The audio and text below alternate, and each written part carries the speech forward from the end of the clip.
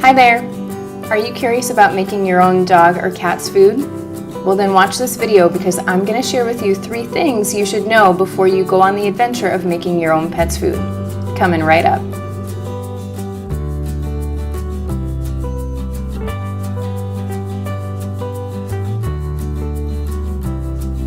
I'm Dr. Littlejohn, and I'm a veterinarian that is passionate about helping you become the best pet parent possible. On this channel, I'll talk about common diseases that dogs and cats can get. I also will teach you my best tips and tricks for how to maintain your dog or cat's general care.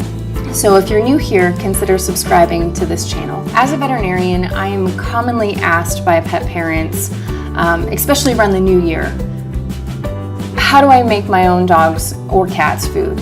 I'm not sure if it's the New Year's resolution that gets people excited and more interested in homemade diets. They're doing it for themselves. They want to be a healthier version of themselves. And our pets are family, so they a lot of times transfer that onto their pets. So my goal today is to share with you 3 things you should know. When it comes to homemade pet food, I like to remember the acronym E.A.T. The E stands for expense as well as exposure.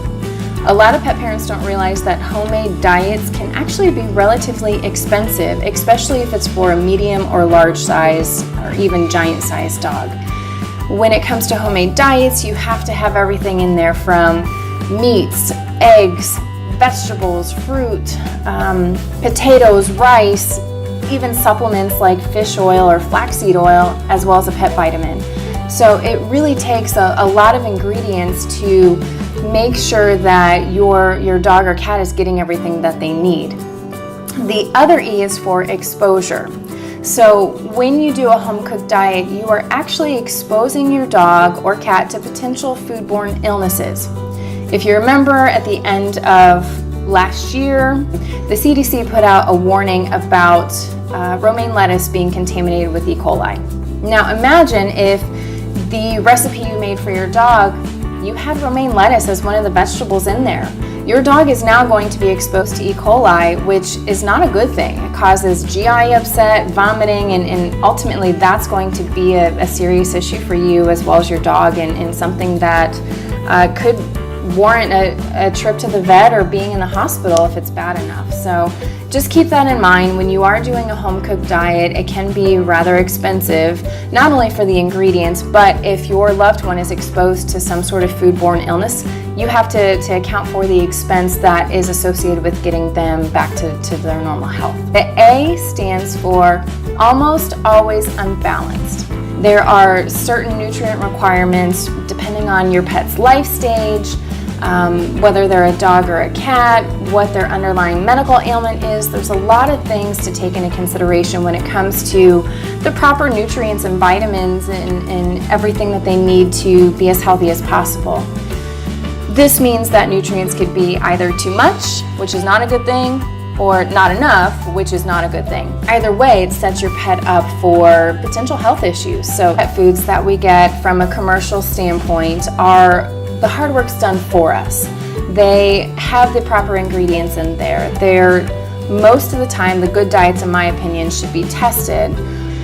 Balancing a diet, I'll be honest with you, when I was going through vet school and even in the early years of being in private practice, I was very passionate about nutrition when it comes to our pets.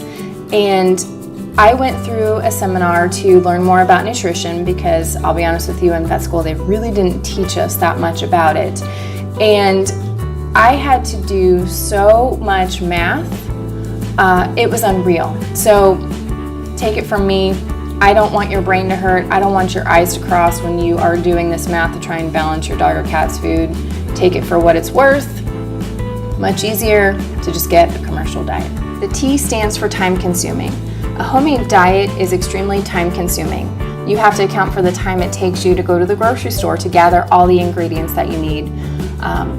Prior to that is researching and trying to get a recipe that is going to be the best for your loved ones. So time researching to find a recipe or contacting somebody that can help you with a recipe.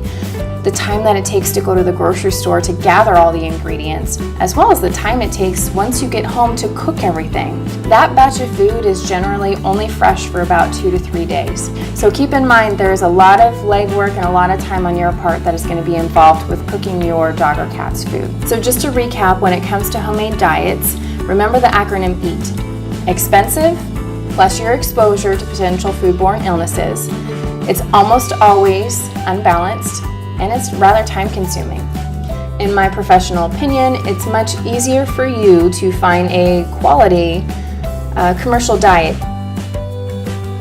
If you insist on doing a home-cooked diet, there are a few resources that I want you to be aware of. Balanceit.com, this is actually put on by the Veterinary College at the University of California, Davis, so UC Davis. They will essentially make a recipe that is specific for your dog or cat. You just go on their website, you enter in a few details, and you'll have several recipes to choose from depending on your pet's likes and dislikes. Do they like chicken? Do they prefer fish?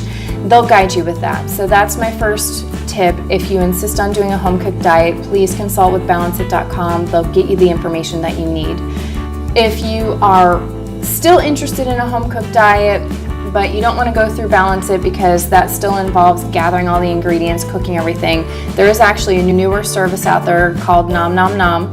This was developed and is run by actually a veterinarian that was one of my professors at the University of Florida. So what this company does is you answer, again, just a few short questions about your pet and their ailment, their likes, their dislikes, and they will make the food for you. So it's like those home delivery systems. What are the human ones? Blue Apron.